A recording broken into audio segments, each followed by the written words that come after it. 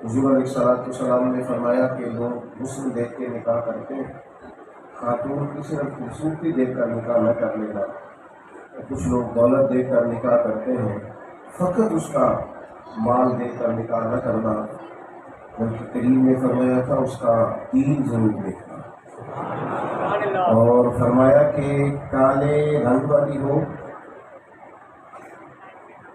ناک چپٹی ہو، لیکن اگر دیندار ہو تو اس سے نکاح کر لینا، اللہ اس میں برکت پیدا فرمائے. شرط ہے کہ اخلاق میں، دین میں وہ مضبوط ہو. صدق اللہ العظیم وصدق رسولہ وصدق رسولہ النبی الکریم ونحن على ذلك لمن الشاهدين والشاكرين والحمد لله رب العالمين. إن الله وملائكته يصلون على النبي يا أيها الذين آمنوا صلوا عليه وسلموا تسليما. والصلاة والسلام عليكم.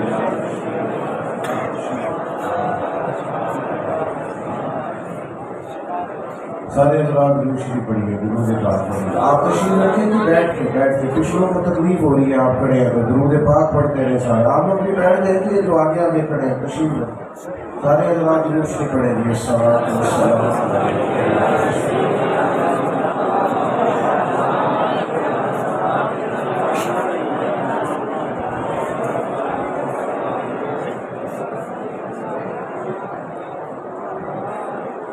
ہم تو سلام کے بعد انتہائی عزت و تقریم کے لائق حضرات علماء کرام و مشائخ سادات اور انتہائی عزت و تقریم کے لائق بزرگوں، دوستوں، بھائیوں، اللہ کے فضل اور توفیق سے اللہ تعالیٰ کے گھر میں ہم سب ایک دینی، روحانی اور ایمانی محفل میں حاضر ہیں. اللہ تعالیٰ دین کے کاموں میں ہم سب کو اخلاص کی توفیق عطا فرمائے. اللہ کریم اس محفل پاک کو عقائد کی پختگی، اعمال کی درستگی اور ہمارے گناہوں کی معافی کا سبب بنائے. انسانی طبیعت کا ایک مزاج ہوتا ہے کہ وہ خارجی اثر ضرور قبول کرتا ہے. ہماری تربیت پر، ہمارے معاملات پر، حتیٰ کہ ہمارے عقائد پر بھی بعض لوگوں کی صحبت کے گہرے اثرات ہیں. ہر آدمی کسی نہ کسی کو فالو کرتا ہے، کسی نہ کسی کے پیچھے چلتا ہے، کہیں نہ کہیں سے وہ کچھ حاصل کرتا ہے. کچھ لوگ اس کے اقراری ہوتے ہیں اور کچھ لوگ اس کے انکاری ہوتے ہیں، لیکن چاہتے نہ چاہتے ہوئے بھی لوگ کسی نہ کسی کی پیروی کر رہے ہوتے ہیں. ہمارا یہ مزاج ہوتا ہے کہ ہم لوگوں سے سیکھتے ہیں. اگر ہماری طبیعت شکر والی ہے تو اس کا مطلب یہ ہے کہ ہم ان لوگوں کے پاس بیٹھتے ہیں جو زیادہ شکر ادا کرتے ہیں. اگر ہماری طبیعت تنقید والی ہے، شکوے والی ہے، تو مانا یہ ہے کہ ان لوگوں کے یہاں ہمارا اٹھنا بیٹھنا ہے جن کے مزاج میں تلخی ہے، رویے ترش ہے، مزاج میں شکایت. ہماری طبیعتوں پر اثر ہوتا ہے خارجی چیزوں کا. جس طرح یہ موسم کی حدت اور شدت اثر انداز ہوتی ہے، اسی طرح مختلف لوگوں کی صحبت بھی ہماری طبیعتوں اور مزاجوں پر اثر انداز ہوتی ہے.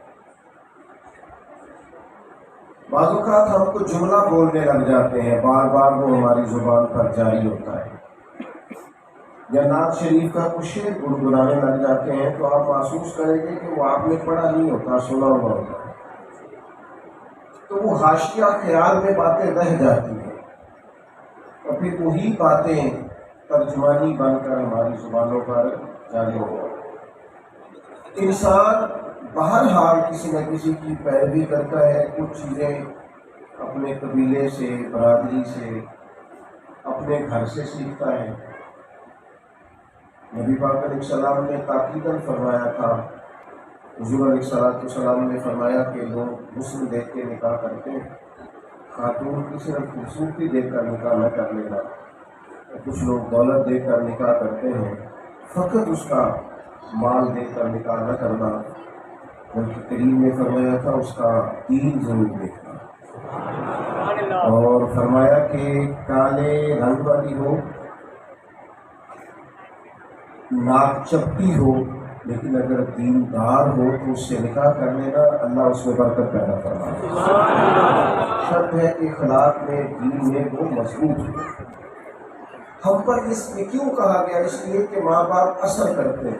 میں دوستوں سے اکثر ایک بات کہا کرتا ہوں محبت سے، میں کہتا ہوں کہ ماموں ہی چاند کیوں ہوتا ہے، چاچو کیوں نہیں ہوتا؟ چندہ پتہ ہے آپ کو، ہمیشہ ماموں ہوتے ہیں، چاچو نہیں ہوتے۔ چاچو جتنا مرضی خوبصورت ہو، چندہ نہیں ہو سکتا۔ کیوں؟ اس لیے کہ اماں کا جو پیار اپنے خاندان سے ہے وہ دوسرے سے ہو سکتا ہے، لہذا وہ اثر ہوتا ہے اس طبیعت کا، تو چندہ فٹافٹ ماموں بن جاتا ہے۔ تو یاد رکھنے کی بات یہ ہے کہ ہم ضرور کسی نہ کسی کی پیروی کرتے ہیں۔ ہمارا رب ہماری اس بات کو جانتا ہے، اسے پتہ ہے کہ یہ ضرور کسی نہ کسی کی پیروی کریں گے، اور اگر صرف کریں گے نا عام لوگوں کی،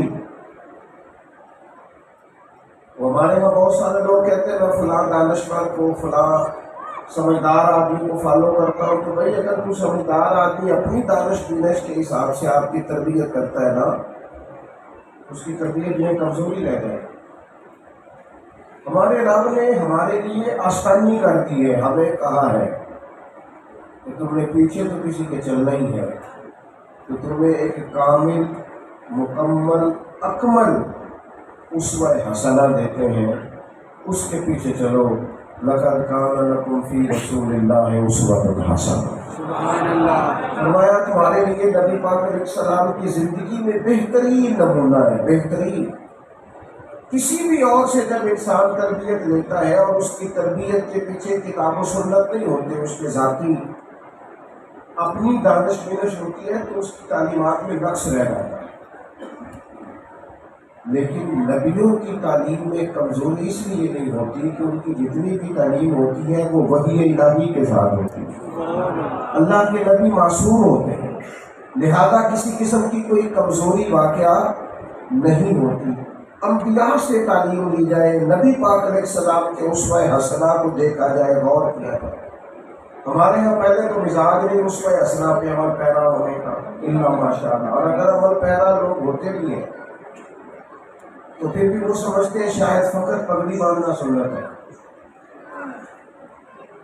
مسواک کرنا سنت ہے، میٹھا کھانا سنت ہے، داڑھی رکھنا سنت ہے۔ یہ بھی سنتیں ہیں اور بڑی اہم ہیں، لیکن حضور کی جو ادا سب سے پہلے دنیا کے سامنے آئی تھی نا، وہ تو صادق اور امین ہونا ہے۔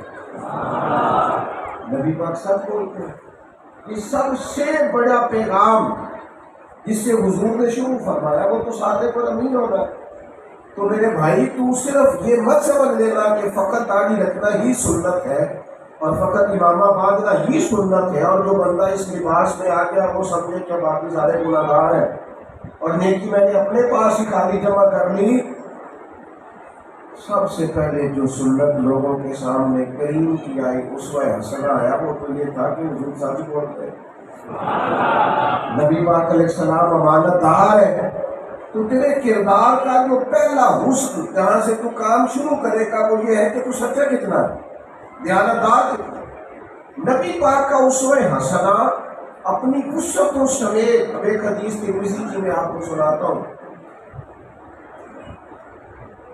اللہ کے پیارے رسول صلی اللہ تعالیٰ علیہ وسلم نے حضرت انس بن مالک رضی اللہ تعالیٰ عنہ سے فرمایا کہ اے انس، اے میرے بیٹے، صبح اس حال میں کرنا کہ تمہارے دل میں کسی کا بغض نہ ہو۔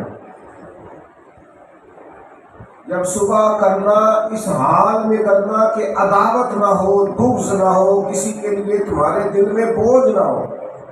اور اگلے لفظ حدیث کے یہ ہے، حضور فرمانے لگے یہ میری سنت ہے،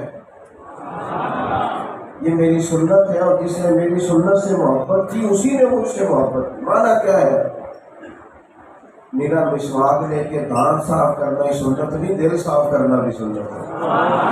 اور ایک صحیح حدیث میں حضور نے فرمایا کہ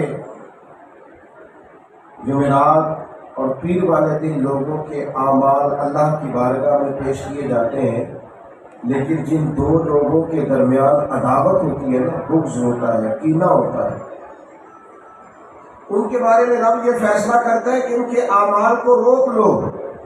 اگرچہ اعمال اچھے ہیں، نیک ہیں، لیکن فرمایا ان کے اعمال کو روک لو جب تک یہ آپس میں دل صاف نہیں کرتے، ان کے اعمال کو قبول نہیں کیا جائے۔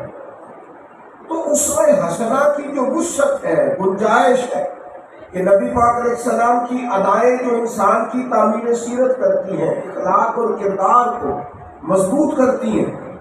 نماز پڑھنا بھی حضور کی ادا ہے، روزہ رکھنا بھی حضور کی ادا ہے، اور نبی پاک کی جس ادا نے سب سے زیادہ لوگوں کو دین کے قریب کیا وہ تو معاف کرنا ہے، وہ تو درگزر کرنا ہے۔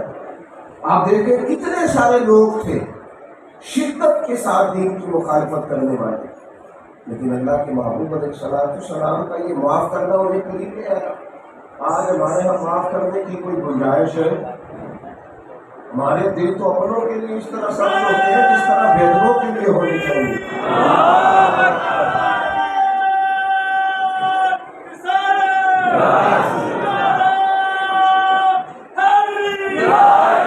اللہ آپ کو جزا دے۔ میں ساری تقریری بغیر نعرے تو کر نہیں جاتا، کام چل جاتا ہے بغیر سبحان اللہ تو بھی چل جاتا ہے، بغیر نعرے تو بھی چل جاتا ہے۔ اللہ تعالیٰ آپ کے جذبوں کو بہرحال سلامت رکھے۔ آپ کو شدید گرمی لگ رہی ہے، مجھے اس کا بھی احساس ہے، اور مسجد میں ظاہر ہے اتنی بڑی تعداد میں لوگ جمع ہیں تو اس سے بھی کچھ تھوڑی گھٹن پیدا ہوتی ہے۔ میں جلدی اپنی باتیں آپ کی خدمت میں عرض کرنے کی کوشش کر رہا ہوں کہ درگزر کرنا بھی حضور کی سنت ہے۔ تو میرے بھائی جہاں تو کچھ سنتوں کو بیان کرتا ہے، ان کا ابلاغ کرتا ہے، تو اس حضور کی اس ادا پر بھی تو عمل کرنا کہ کس طرح نبی پاک علیہ السلام نے لوگوں کو معاف کیا، حتیٰ کہ اکرمہ بھی نبی جان، اس امت کے فرعون ابو جہل کا بیٹا بھاگ گیا تھا فتح مکہ کے موقع پر، اس کی اہلیہ نے آ کے عرض کی حضور کیا میرے خاوند کو بھی معافی مل جائے گی؟ درگزر کر دینا، معاف کر دینا۔ اکرمہ کی بیوی نے آ کے کہا حضور میرے خاوند کو بھی معافی مل جائے گی؟ یہ رسول رحمت کا آستانہ ہے، ہم نہ معافی نہیں دیتے۔ ایک بات کر بیٹھی تھی بہو بیچاری کبھی، اس کو سالوں گزر گئے، اب چھوڑ دو اس بات کو، بھول جاؤ، اس نے معافی نہیں مانگی تھی، کر دو معاف۔ ایک بات کسی مقام پہ ہو گئی تھی، کسی آدمی سے ہو گئی نا، بندہ تھا، نکل جاتی ہے، اب کر دو درگزر، اسے کر دو معاف۔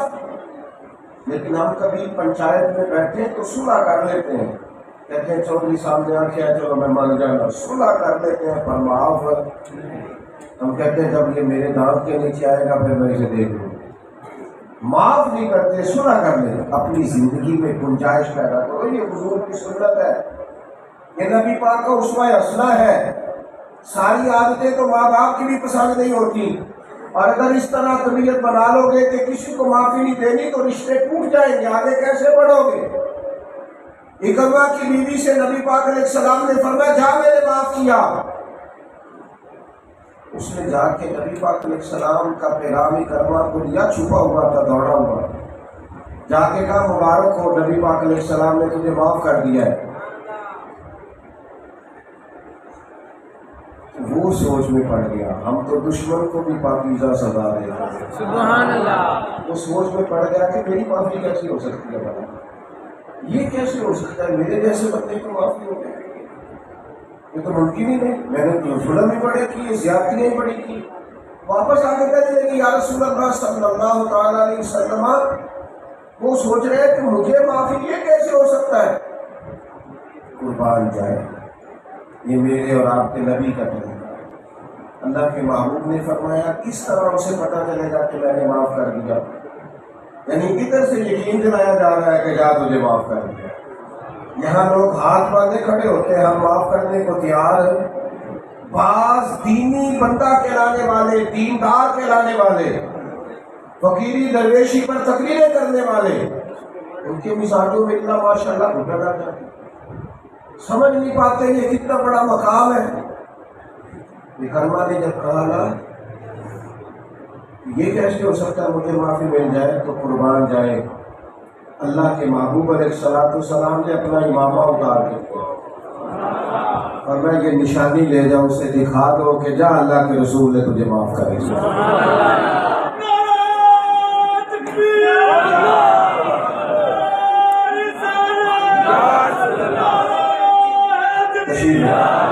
کرنا چاہتا ہوں اس پر آپ غور کریں. اس میں حسنہ میں گنجائش فرصت پیدا کریں.